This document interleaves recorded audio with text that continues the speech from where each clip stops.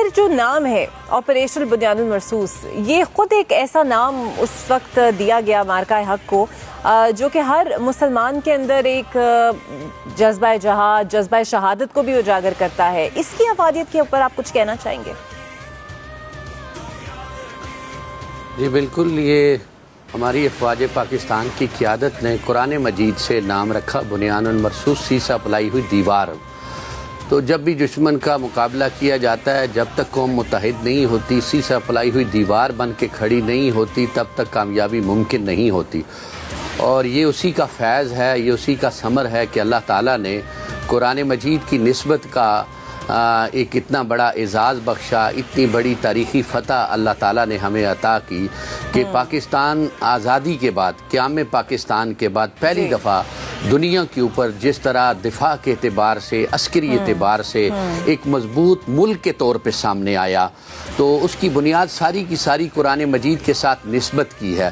اور پھر دیکھیے کہ جب آغاز ہوتا ہے جواب کا، جس جارحیت جو ہندوستان نے ہمارے اوپر کی تھی، وہ بھی فجر کی آذان کے وقت ہوتا ہے.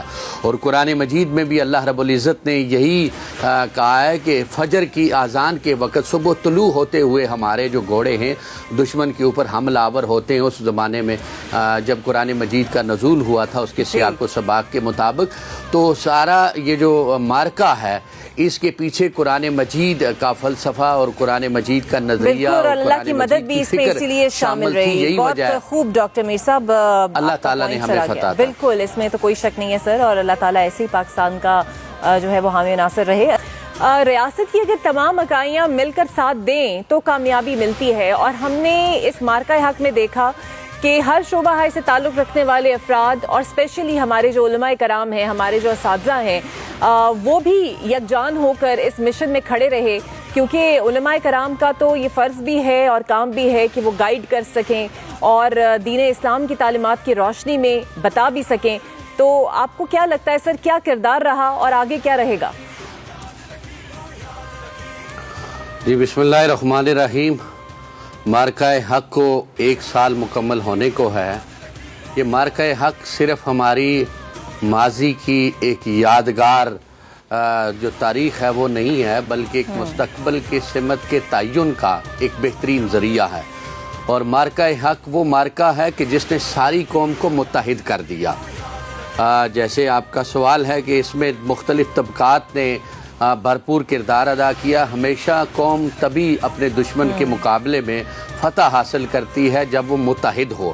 اس کے تمام شعبہ جات، تمام طبقات سے تعلق رکھنے والے لوگ اس کے ساتھ ہوں. جب قوم مل کے جدوجہد کرتی ہے، کسی دشمن کا مقابلہ کرتی ہے، تو کبھی بھی وہ ناکام نہیں ہوتی.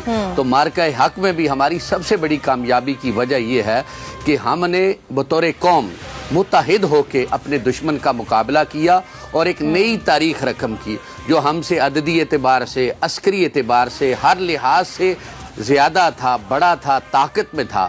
لیکن ہمارے پاس سب سے بڑی جو قوت اور طاقت تھی وہ جذبہ ایمانی کی تھی، وہ جذبہ جہاد کی تھی، اور پھر حب الوطنی کی تھی، اور پھر دفاع وطن کا جو ہمارا حلف تھا اس کی پاسداری تھی. ہمارے شہداء، ہمارے غازیوں کی وہ قربانیاں تھیں کہ جو ان کی ریاست کے ساتھ کمٹمنٹ تھی. اور اس میں ہماری جو قیادت ہے اس کا بھی بہت بڑا کردار ہے کہ انہوں نے تمام طبقات کو اس پلیٹ فارم پہ متحد کیا، اور آج تک ساری قوم متحد ہے.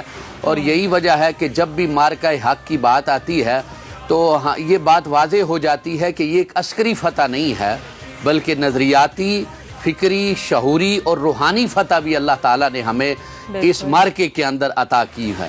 تو یہ جو فتح ہے، اگر اس کی فکری اور نظریاتی کامیابی کو ہم دیکھیں تو جب سے یہ مارکہ ہوا ہے اس کے بعد اس ملک کے اندر ہم نے دیکھا کہ مکاتب فکر تھے، چاہے کسی کا مکتب تشیع سے تعلق ہو، مکتب سلفیہ سے تعلق ہو، مکتب اہل سنت سے تعلق ہو، لیکن اپنے ملک کی دفاع، اپنے ملک کی سلامتی، اپنے ملک کے امن اور اپنے ملک کی سالمیت کے لیے سب متحد ہو گئے.